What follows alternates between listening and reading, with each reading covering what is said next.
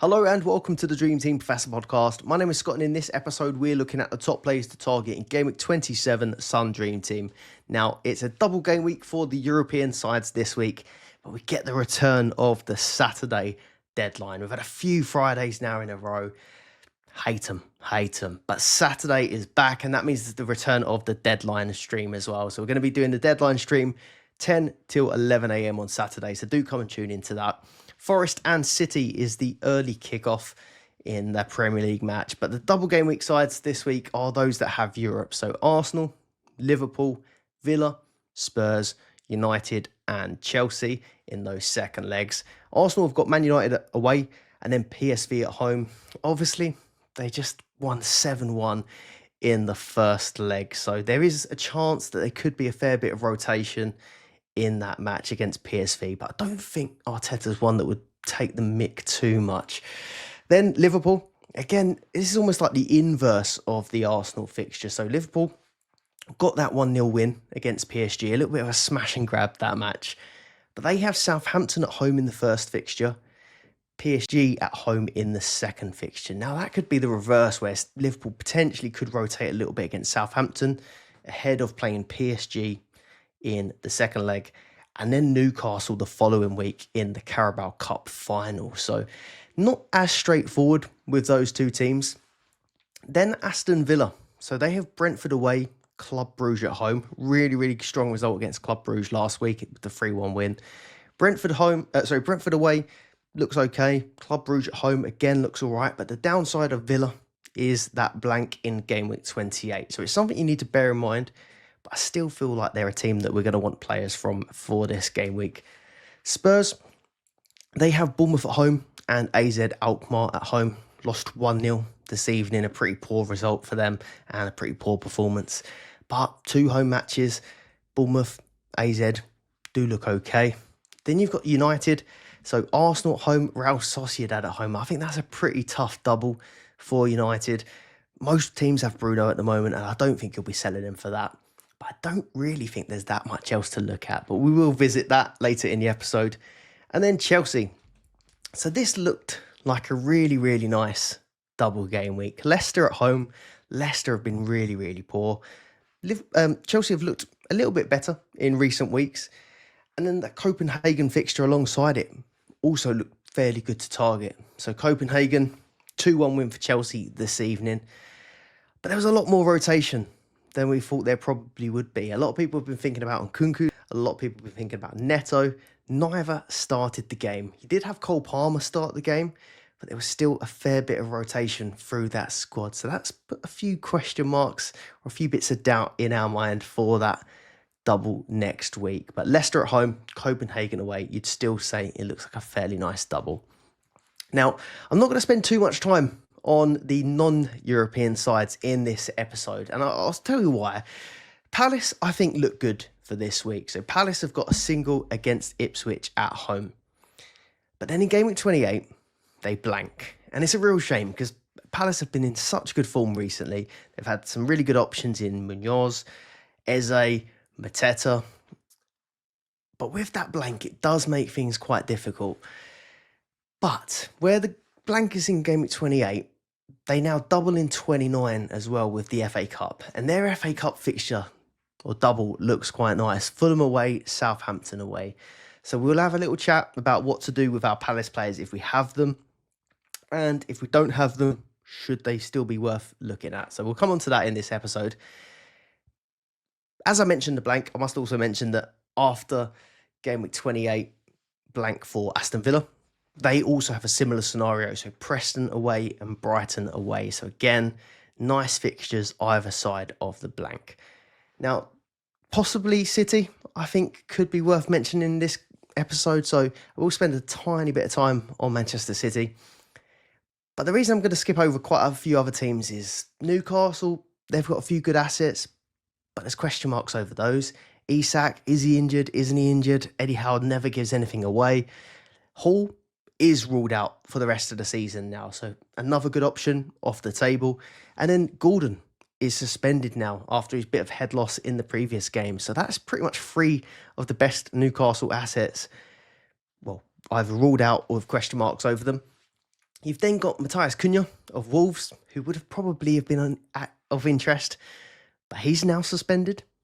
And then when I look at some of the other teams that might be of interest with FA Cup later on or good assets for the following game weeks, Bournemouth, Brighton, Fulham, I think all have pretty tough singles over the next 2 game weeks. So, for example, we look at Bournemouth. I think Spurs away, not the easiest of games. And then the single in game at 28, Brentford at home. You've got Brighton. They've got Fulham at home, followed by City away. Not the best either. And then Fulham, Brighton away, Spurs at home.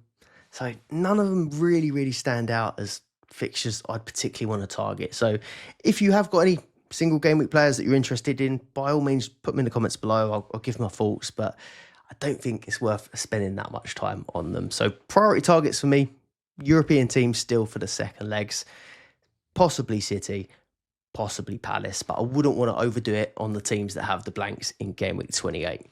Let's look at fixture volume. And again, this is all from ffstuff.co.uk. You can go over there and have a look at this all for free. Fixture volume for the next 3 game weeks, game week 27 through to game week 29. So main swings there, just 4 fixtures versus 3 fixtures. So the teams with 4 includes all of the European sides and all of the sides with FA Cup, except Palace, who have 3 fixtures because of that blank that's put in between. So Aston Villa, for example, they are in Europe. They do have the FA Cup, but they lose that fixture in 28. So they're on 4 as well. All other Prem teams that are not in Europe and not in the FA Cup have 3 fixtures. So pretty straightforward looking over the next 3 game weeks.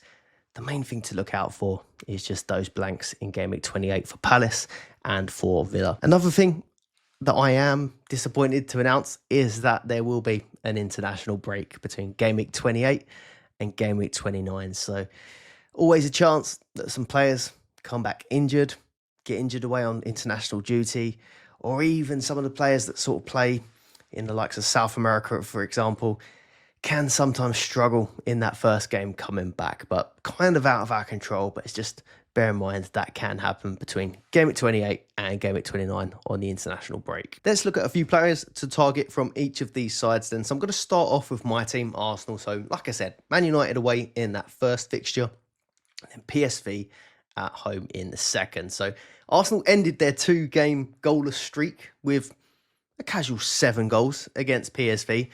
Massive surprise. I was chatting to a few of my friends that are Arsenal fans as well, and I was kind of saying that if PSV score, I'd be worried about the result. Like, I don't see us scoring very many goals at the moment. Where did this come from? Where did these 7 goals come from? So 6 different goal scorers as well. We had Timber, Nwaneri, Marino, Ødegaard with 2, Trossard with 1, and then Calafiori with another. So could we now see rotation in the second leg? So Arsenal have got United, PSV, and then Chelsea the following weekend. So it is a pretty hard fixture run. But I don't think that Arteta is going to go too mad with the rotation. So I think a few of the positions, maybe. So the likes of Timber has played a lot of minutes, and we've got Ben White who's come back from injury and not really been starting games yet. So it could be an opportunity to maybe throw someone like Ben White back into the mix. We've had a lot of rotation at left back anyway, so that doesn't really change too much. Saliba and Gabriel. Now, possibly one of those could end up with a rest, but Arteta does like to keep that core there. When I look at it, I do think it will be sort of maybe those fullback positions, maybe a Thomas Partey who in the past has had injury issues, but I still think that Arsenal will try to keep the core quite strong. I also do think in those sort of attacking positions, Ethan Nwaneri, he's been getting the early subs in games, and I do feel like maybe they might try to manage his minutes a little bit. He's been fantastic for us, but I do feel like he could potentially be one of those that gets a rest. This is all just my guess, my thoughts. Marino, for example, at centre-forward has carried on, and I do feel like he would be someone that carries on playing at centre-forward because he's new to being a centre-forward, and I do feel like it'd be good for his confidence and sort of still carrying on to get used to the role. And then likes of Trossard and Erdegaard, I think, are still quite key players to us. So I do imagine they probably will start. That's my kind of thoughts on what might happen for PSV. But then I still do think that there could be early substitutions ahead of that Chelsea match.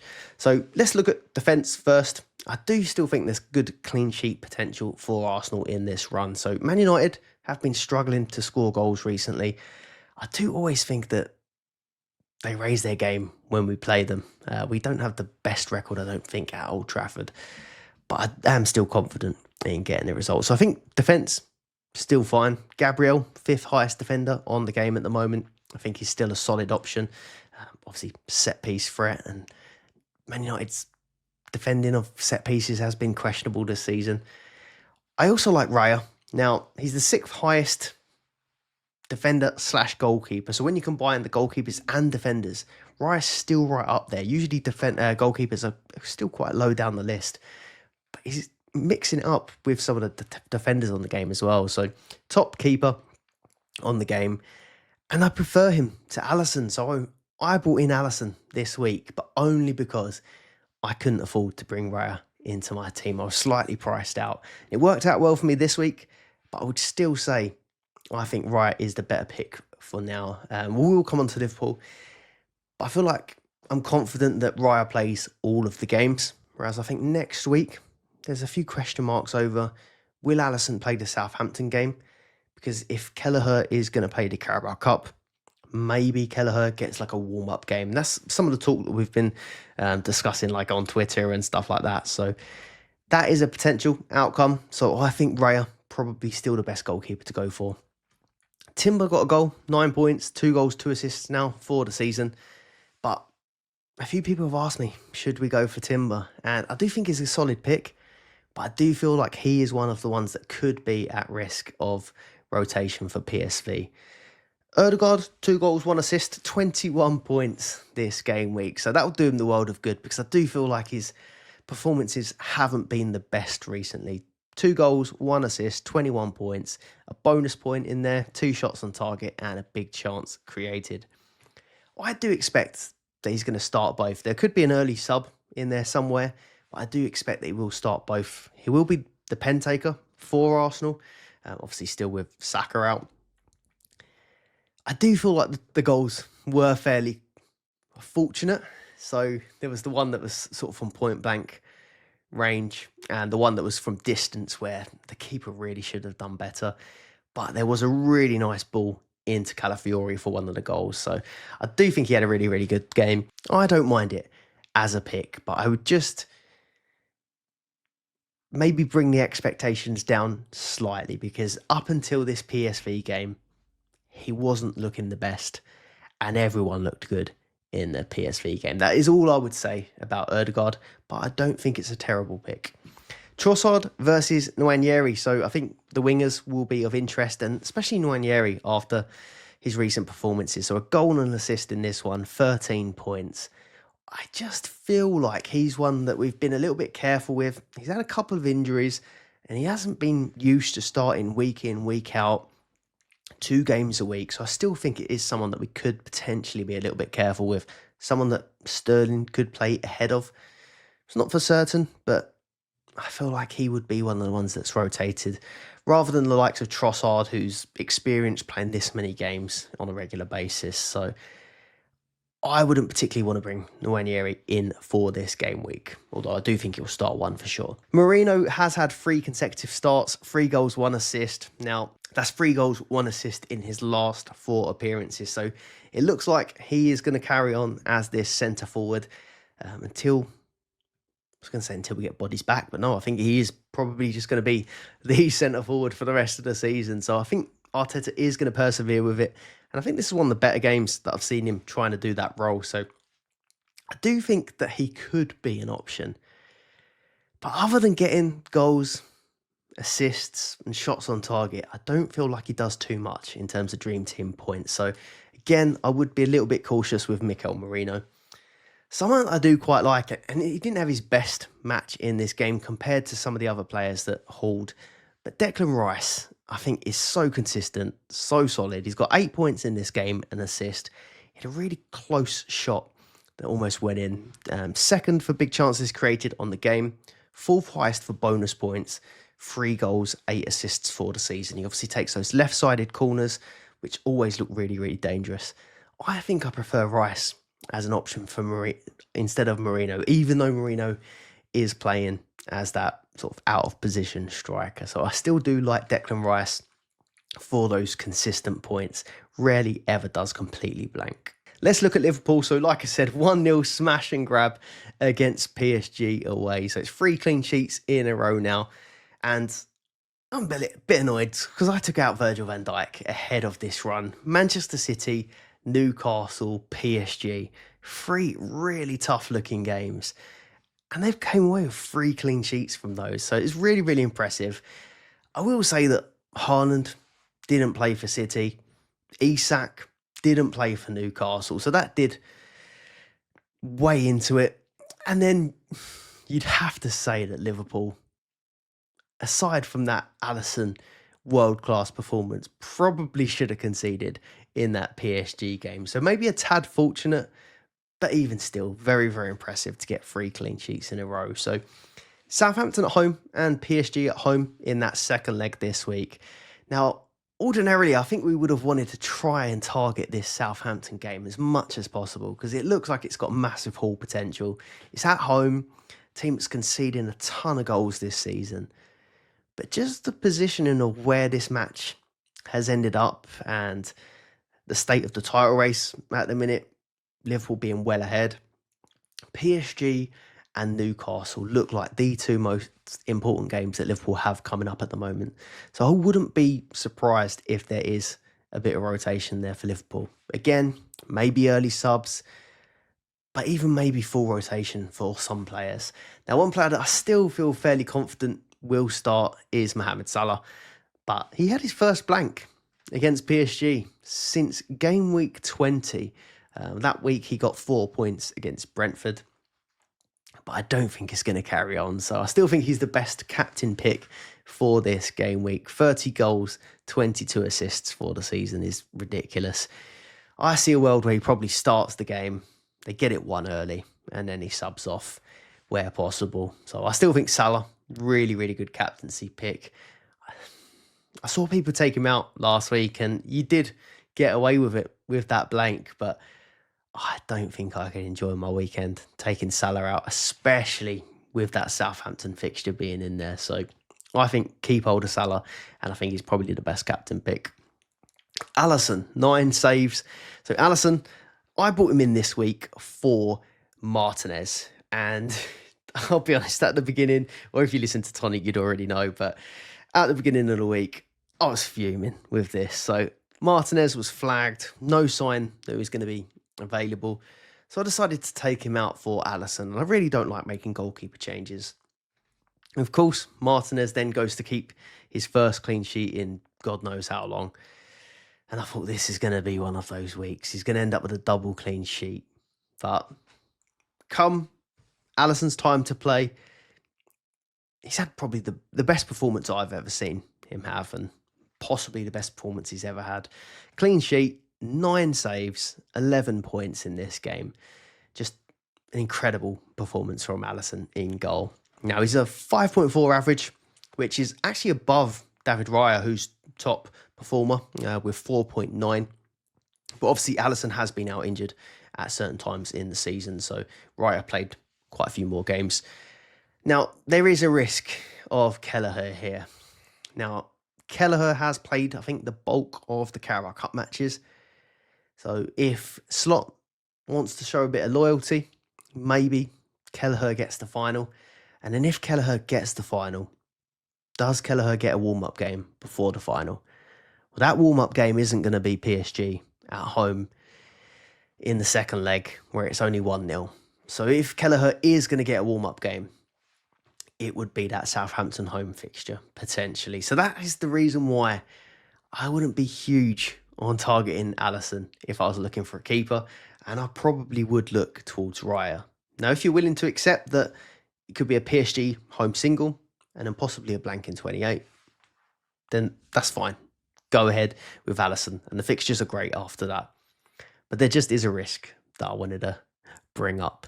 If I was Slot, and this is not Dream Team related, I'd just play Alisson. He's just put in a world-class performance, a match-winning performance, and I'd want that guy in goal for my first chance at silverware. So I'd play Alisson, but I do think Kelleher might end up playing. Trent and Virgil van Dijk, so still really, really good options. The first and third highest scoring defenders in the game. I think these two probably have less risk of rotation than the likes of Konate, who's got a bit of a sketchy injury record. And then the left back has been rotating between Robertson and Tsimikas quite regularly. So I do think left back and that centre back position for Konate are the two that might have rotation. But I still think Trent probably starts early sub. There's no Bradley to take his position, but we have seen that sometimes Endo comes on or Quansah comes on to play there. And then Virgil van Dijk, he just always seems like the sort of heart of the defence that seems to play just about every game. So I do think Virgil is a fine pick for this week too. Cody Gakpo would have been nice for this game week, but I don't think we can go there now. So not in the squad for the PSG game. He's now only started once in the last 6 matches. He had 2 sub appearances coming back from injury, but he's now had 3 did not plays within those last 6 matches. So I just think it's far too risky to now go for Gakpo. I do think Darwin Núñez likely starts this Southampton match. He's been sub for the last 6 matches as well, so he hasn't started much recently. I think he's probably earned himself a start. Diaz and Jota though, so they would be probably fighting it out for the other position. Say Darwin plays and Salah plays. So they both got subbed in the 67th minute. So there is scope that maybe they just play another 60 in the Southampton fixture and then sub off early again ahead of PSG. I'm not quite sure. Jota, 1 goal in his last 8. And then Diaz has started in 5 of his last 6 matches now. So it's been a bit frustrating for a lot of owners, but he is now getting a fair amount of starts with Gakpo currently injured. So both Diaz and Jota, if you wanted to roll the dice and hope to get the start against Southampton, they could be options, but I just couldn't tell you with any confidence that they will definitely start it. Szoboszlai has been Liverpool's 2nd highest performing player over the last 6 game weeks with 72 points. 5.1 average, pretty impressive. 7 goals, 9 assists for the season. But again, he's had 6 consecutive 90 minutes now. So if he was going to have a rest before PSG, before Newcastle, this could be the one. You've got someone like Curtis Jones could come in. And then McAllister as well, in a similar scenario, been performing very, very well. But could he be another one that ends up getting a rest? So again, like Diaz, like Jota, if you want to take the chance on the Southampton fixture, I don't mind it. And if you do go for like a Szoboszlai, McAllister, they are going to be fine long-term picks. But Southampton's the money game, and I just don't know for certain who we can pick for that one. Next up, Aston Villa. So back-to-back wins with a 2-0 win against Cardiff and then that 3-1 win against Bruges away from home. Doubles either side of a blank in game week 28 makes it a little bit complicated, but I think it's workable. So this week, Brentford away and Club Bruges. Game week 28 blank, and then game week 29, Preston away, Brighton away. That looks like a really nice double to target. So the main question mark is, how many can we have? Do we carry them through the blank? And then do we get them back for 29? Asensio, we'll talk about him first. So he's had an incredible week. So 26-point game week. Got a brace against Cardiff. Was then benched for Bruges. Now, I did see that he potentially had a knock for that Bruges game. So he may have just started both if he didn't have a knock. But he did still get on in the Bruges game. And not only did he get on, he's announced himself as the new penalty taker for Aston Villa. So they got a pen. Tielemans picked up the ball. And I was thinking, yeah, I've seen this before. So someone's going to take this ball off Tielemans and put it away. Me, as a Rodgers owner and a Watkins owner, thought, it's going to be one of my boys, isn't it? It's going to be one of my boys. Up steps Asensio. puts it home. Actually did slip a little bit, reminded me of the Watkins slip, but Asensio slip still goes in, and he makes it 5 goals now for Aston Villa. He also took a corner in this game, has been taking a couple of corners as well. And these new signings for Aston Villa seem to have just come in and overthrown the whole pre-set piece hierarchy of Tielemans, Digne. They've taken over. So Rashford is taking corners. He's been taking free kicks pretty well, might I add, as well. But yeah, now Asensio, penalties, some corners as well. They really are throwing their weight around. So I think Asensio is a solid pick. And if you don't have any other Palace or any other Aston Villa, no harm bringing them in, getting the price rise, having this double, I think is a good pick. And then it's up to you whether or not you hold through game week 28. I also think game week 29, Preston away, Brighton away. You're going to want to try your luck, aren't you, with Asensio again for that one. Now we know that he is going to be the penalty taker going forward. The only question mark I would have is, might Rashford be on pens potentially? So he wasn't on the pitch at the time, but Watkins was, Rodgers was, Tielemans was. But now Asensio scored 1. Surely he carries on. And one last thing to add on the penalty front as well. He had only taken 2 career penalties, aside from penalty shootouts, before then. So he'd taken 2 for Real Madrid, scored 1 and missed 1. So it wasn't even like we knew he had it in his locker. Martinez, so back from injury in that Cardiff match to keep a clean sheet. Now, a lot of people, including myself and Ben, Tony at Dream Team Tonic as well, we all took Martinez out because we just had no clarity on whether or not he'd be back. Now, as soon as the deadline passed, about 1 minute later, bang, there we go. FA Cup Twitter page posting videos of Martinez getting off the bus just to take the mick. And of course, he keeps a clean sheet, doesn't he, in that game? I would have held him, and I would have kept hold of him through the blank. Don't like making goalkeeper changes that regularly. I feel like I've had to make far too many this season already as well. So if you have got Martinez, I would just still hold him at this point through game week 28, because he will play in 29, Preston and Brighton, as long as he's not an injured out again. Rodgers, so assist against Bruges, making it 12 goals, 8 assists for the season.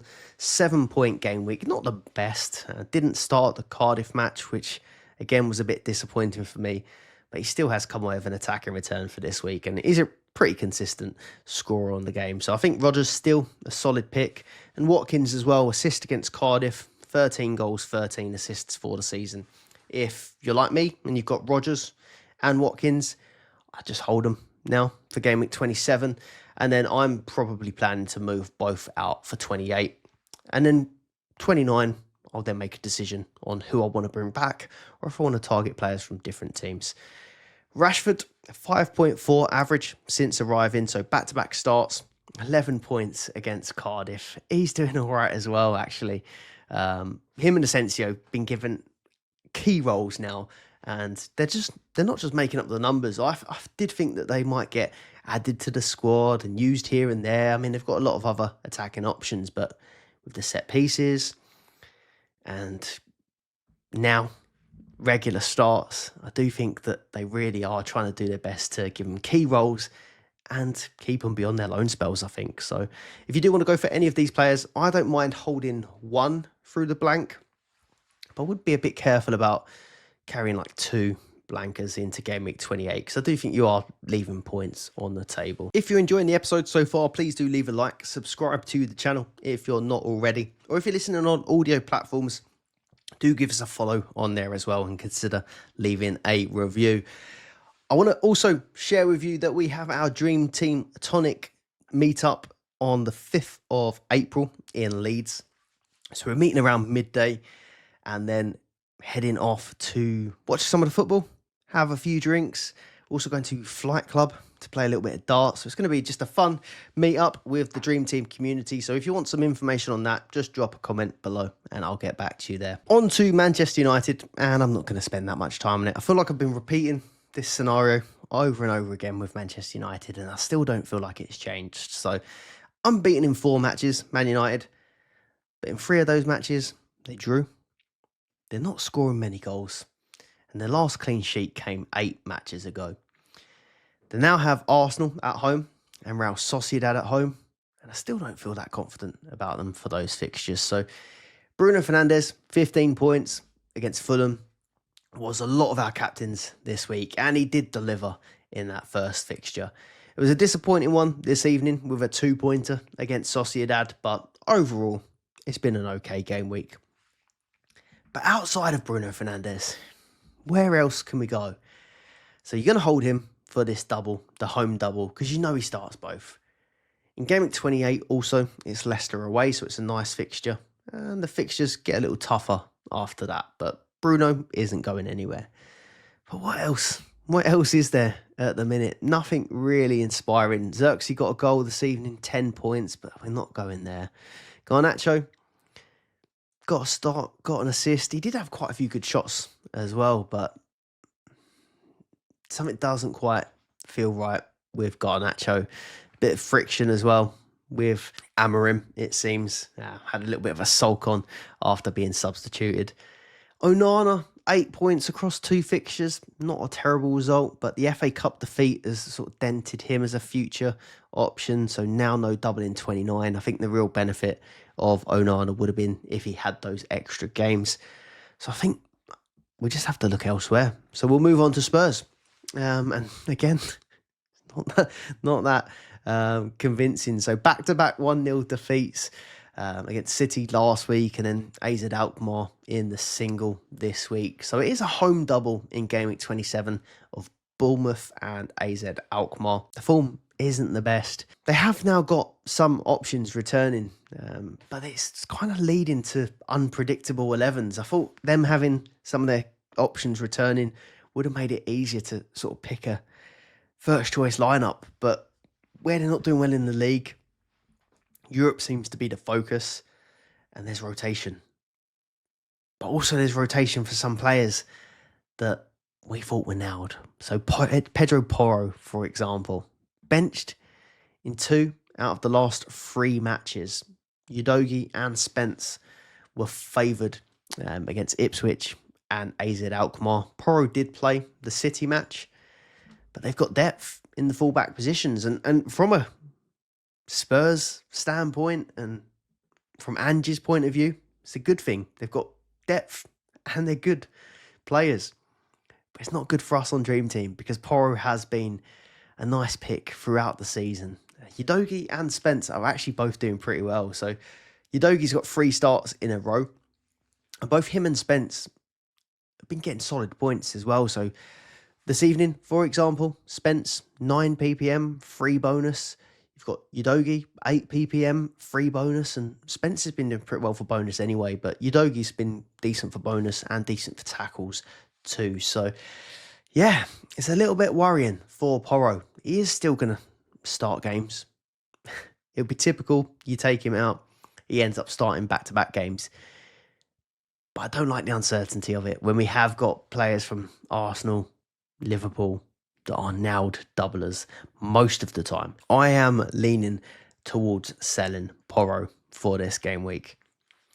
Now, Kulusevski is someone that I took out last game week, and I got quite lucky with this one because we found out this week after the deadline that he has a foot injury and is not expected to play again in March now. So game week 29, 1st of April is Chelsea away, so we're expecting him to be out for quite some time. Game week 30 is Southampton at home, so maybe that one's a more realistic one to look at. But Kulusevski has got to come out your teams now, it seems like. On the injury front, again, also, Solanke, good news, came back today, subbed on, then got injured and subbed off again. So Solanke is not in our faults either. So who does this kind of open it up to? You've got Maddison and Brennan Johnson, I think, probably going to benefit the most. Maddison has been quite frustrating throughout the season. So he's a really, really good point-scoring player on Dream Team, but constantly in and out of the team. He's had a few injury problems as well. But I look back, and the last time he started twice in a double game week was game week 20. He has got 10 goals, 10 assists, so 20 attacking returns is still a brilliant season. But I don't think I can confidently bring in Maddison and think that he's going to play in both games. I do think he'll feature in both games, but I don't think he'll start in both games. So I won't be going for Maddison. I don't think it's a terrible pick. Brennan Johnson is fairly interesting. So 20 attacking returns for him as well. Yeah, he's come back in the team and he's started the last 3 matches. 14 goals, 6 assists. He had that run, didn't he, earlier in the season where he just could not stop scoring. I do think he could be an okay pick for this one. I wasn't too keen on it to start off with. I think it's just the rotation that bugs me. But I actually do think I would lean more towards Johnson than Maddison at the minute. Let me know what you think out of those two and if you'd be going for any of the Spurs assets, but I'm not keen on either. You've also got Son, who I did like the look of him, and if I was going to go for a Spurs player, it probably would be him in attack, but I'm quite happy with the attack I've got at the minute with Watkins, Salah and Haaland. So I won't be going there, but I don't think it's a bad shout for Bournemouth at home, AZ Alkmaar at home. Let's look at Chelsea. So double game week 27 looks quite appealing. So Leicester at home and Copenhagen away from home. 2-1 win for Chelsea this evening and taking it back to Stamford Bridge in the next leg. So Palmer did start. We weren't sure whether or not he would start this game. He did start it, so he's in the European squad now. But he didn't deliver. 3 points, and he's been really quite off it recently. So hasn't broke double-digit returns in his last 8 games now. His last goal was in game week 19 as well. But we do expect that he will feature and start in both of these. Leicester at home, a really nice fixture, and then Copenhagen at home. Surely this is the week where he finally gets a goal. I think he's still a buy. I would still be worried about not having Palmer for this double. But I did think that he would be a fairly strong captaincy option for this game week. But I do think the recent results or performances might put off a fair amount of people. So I think he's still the second best captain pick for game week 27. But I still can't put him ahead of Salah with a potential Southampton fixture. Neto and Nkunku were both on the watch list for this week, but were both benched for Europe, so kept fresh for the league. Neto, 3.1 million, so the week before, got a goal and an assist against Southampton, playing in that striker role. 13 points and an assist, 13 points and then an assist, 8 points against Villa in game week 25. Started both in that double, so can play twice a week, but maybe just to play twice a week and then to play this game straight after was a bit too much. So Neto rested, but after this rest now, may he go on to play Leicester at home and Copenhagen away? I don't think we should take it off the table, but it definitely has dented my confidence a bit with this as a pick. He was someone that I was really interested in potentially picking, and if he had a good performance this evening, I think I'd be all the way there. But now I'm not so sure. Nkunku, 3.4 million, so down as a striker. 45 minutes in this game. He didn't start, but he did come on at half-time for a massive 1-pointer. But good minutes in the previous double in game week 25, getting a goal and an assist in that Southampton match as well. So Nkunku, still a shout, along with Neto, but just not as confident on the minutes. One thing to note as well, if you do go for Neto or an Nkunku, there's that international break the following week in game week 28 or after game week 28. And after that point, they are due to get some reinforcements back with Madueke, Jackson and Gui. Anyway, all 3 of them are due back after the international break. So that will then reduce the minutes further for Nkunku and Neto, you'd imagine. What do we do with Crystal Palace? So Ipswich at home looks like a lovely fixture in game week 27. Game week 28 is a blank, but then they probably have one of the better double game weeks in game week 29 of Fulham away and Southampton away. They also, a bit later, double in game week 31 with a rearranged fixture, but it's City away and Newcastle away. So not the best double in 31, but still is a double. Mateta is unfortunately a sell. You're really unlucky if you went for him this week. Obviously had to go off after 15 minutes from that sort of horror tackle from the keeper, which ended up with him having 25 stitches to a head injury. So I think Mateta is going to be ruled out for the near future, which probably makes, I'm not sure, does it make Eze a better pick? So Eze's definitely going to get the pens now. There was a bit of a pen share going on with Mateta. By pen share, I meant Mateta just stole most of the pens.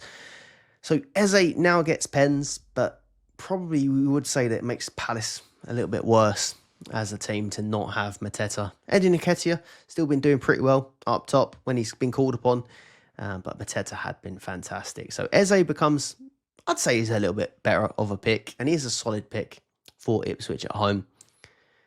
Munoz, though, on fire. 10 points, goal against Millwall.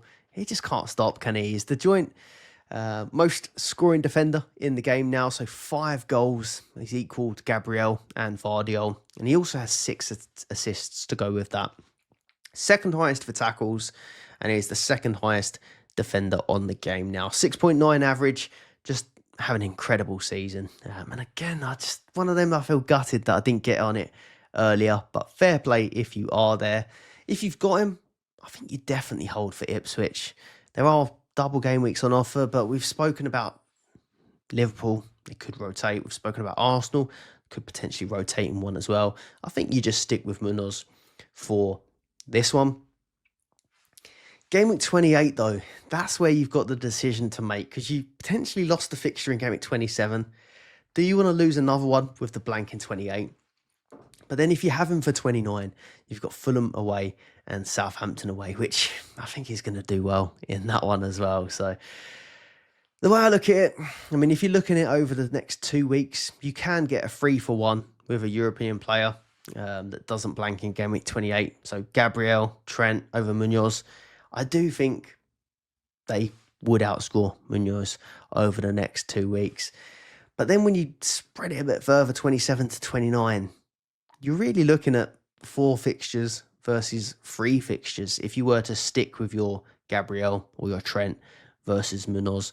And then I think it becomes a lot more competitive. I would fancy Munoz to compete or even beat Trent or Gabriel from that period, 27 to 29, 4 fixtures versus 3 fixtures. I think if I owned him and I didn't have too many other blankers for game week 28, I'd keep him for 27. I'd keep him through the blank and keep him through game week 29. But if I was sitting on having like a couple of Aston Villa and a couple of Palace at this point, I think I'd probably rather keep the Aston Villa players who've got the extra fixture this week. And then you could always do the in and out with Munoz. So it's a tough one. Again, if you want to chat about it in the comments, just drop a comment below. But overall, I think the next 2 weeks, there'll be people that outscore him. But if you want to spread it from game week 27 through to 29, I think you could keep Munoz. And then you've probably got more transfers in hand to build your team for that game week 29 double. Let's look at City. And it's more who do we sell rather than who we target, I think, this week. So it's only a single. It's that early kickoff away at Forest. And in game week 28, it's a home single against Brighton. I don't think that's one of the worst fixtures actually in game week 28. There's not that much on offer that week, so I think that looks okay. But in game week 29, it's a double game week of Bournemouth and Leicester. So Bournemouth away in the FA Cup and Leicester at home in the Prem. Now, drawing Bournemouth, they've had some nice draws. So Plymouth, the last round, Leyton Orient, I think it was the round before that. But Bournemouth, really, really solid side this season. So surely we stop seeing so much rotation from City in the FA Cup. Foden, I'm not sure how to feel about Foden for this game week. Got an assist, 9 points, and he did go up to 11 points at one stage, but they make adjustments from Opta sort of overnight or first thing in the morning, and his PPM dropped. So he ended up with just 9 points rather than 11 due to the bonus points. My initial feeling was to sell him because you can get a double from someone this week. I don't think Forest away is the best single. And I think there's probably better doubles out there for game week 27, or better fixtures for 27 that we could target. I think his recent returns have also been a little bit poor. Maybe I'd have felt a little bit better if I got that 11 pointer, but overall, I don't think Foden is fully firing at the minute. But the only thing I would say is I don't think so many of the options have been inspiring. So if you do go for a European doubler this week, I still would opt for him over Foden. It's one of those, I don't think it's a massive problem if you want to keep him, because in game week 28, it's a single for everyone. And then Brighton at home, okay single. And game week 29, Bournemouth away, Leicester at home, he could end up playing both of those and you might find yourself wanting to bring Foden back. So there is a decision to make, but currently I'm leaning towards selling him. Haaland, though, I've seen lots of talk of people wanting to sell Haaland for this game week, and obviously do as you please, but I'm not feeling it so much myself. Now, this could be because I've been scarred previously by other moves, but this week, 7-point assist off the bench. But Forest away, I see the logic that people might want to sell him because it's an away fixture. It's against Forest, who have been defensively very good. Their home record is fantastic as well. But last time I went against Haaland, it was to chase a double. And the reason I did it was because Haaland had Arsenal. And I thought, Arsenal away, that's a tough fixture. I could take him on. And it was Real Madrid at home. I thought, that's a tough fixture. I can take that on. He scored against Arsenal. It was a 5-1, was it? But he scored. And then Real Madrid, he scored too. So I'm looking at Forest thinking, well, he can score against anyone, can't he? He scores against Arsenal, scores against Real Madrid. I think recently done pretty well against Chelsea. He's done well. He scored against PSG, I think it was, when they played in the Champions League. So it's Haaland, isn't it? So just there is always a big risk when you go against him. And then game week 28, Brighton at home. I think he's a captaincy contender. And then game week 29, Bournemouth, Leicester. Really nice double. You'll want Haaland again. So I'm leaning towards keeping Haaland. Well, actually, I am keeping Haaland. 28 goals, 4 assists for the season. But by all means, if you do think there's someone else out there that can outscore Haaland, I'd try and look for someone that you think's at least going to get 10 points. Because if he gets a goal against Forest, he's probably getting 10 points in that game at least. So if you can find someone that you think you're going to get more than 10 points from, then go for it. But I'd rather just save that transfer because I know I'm going to want him back. Some people I'm going to keep an eye on, but not going to transfer in: Marmoush, Savinho, and Vardiol. Now, I think they're all potentially options for game week 28 or maybe game week 29 because there's no extra fixture to be gained in 28 unless it's over a blanker. But there is in 29 when they have that double, and I do think they'll go pretty strong. Marmoush, Savinho, Vardiol, all pretty solid options. So going to keep an eye on for the Forest game and consider potentially bringing them in for game week 28. On to my team update then for game week 26. So I finished the week with 96 points, total 3,466 points. Overall leaderboard, I've gone from 122nd to 112th, so just jumped 10 places this week. Alisson had a big part in that, I think. I was quite fortunate again, so I found out about I think we found out yesterday about the Kulu injury. I took him out for Rodgers this week. I actually wanted Tielemans as my pick, so the pairing that I wanted was Tielemans and Raya, but I was too far off budget-wise. So then I tried to go Tielemans and Alisson, but I was 0.1 short of being able to go Tielemans and Alisson. So in the end, I reluctantly dropped down to Rodgers from Tielemans, and it worked out okay. Alisson and Rodgers came in for Martinez and Kulusevski. Bruno Fernandes was my captain this week, so come away with a 34 points in total. He was the 4th highest scoring player over the game week, so I think that's a decent enough pick. I see a few of you go for Asensio as your captain, so absolutely smashed it this week. Only Ødegaard and KDB could have beat the Bruno Fernandes captaincy, so I think if you went for Bruno, I think you're going to be pleased with that. So looking at my team then for next week, so I've got Porro there, got the 2-pointer and is now potentially a start/minutes risk. I'm happy with Alisson. I'm happy with Trent. I'm happy with Gabriel. I did obviously mention that with Alisson, I do still think there is a chance that Southampton or the Carabao Cup final could be a bit of an issue, but I'm not changing him now. He's going to stay there for the foreseeable.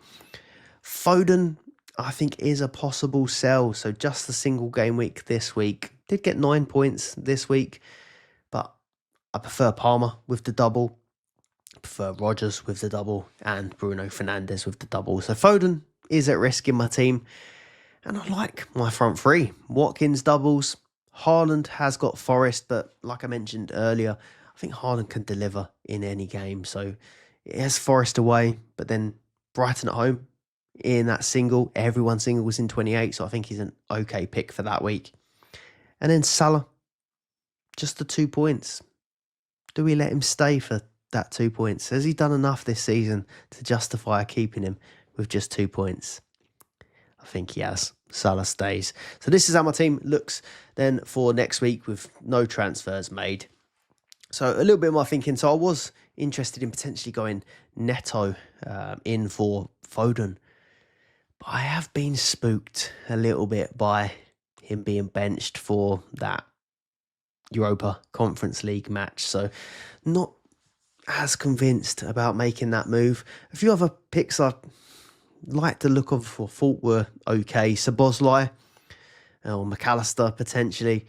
Declan Rice or Ødegaard. Now, they're not the highest of ceiling players, but I think if I'm going to go for a player, I think I'm going to go for someone that I can get in and they're going to be okay longer term picks if I go for them. So Neto would have been the opposite. Neto would have been sort of the 1 week punt, hope for the Leicester and Copenhagen matches and hope for a haul, but he probably isn't longer term.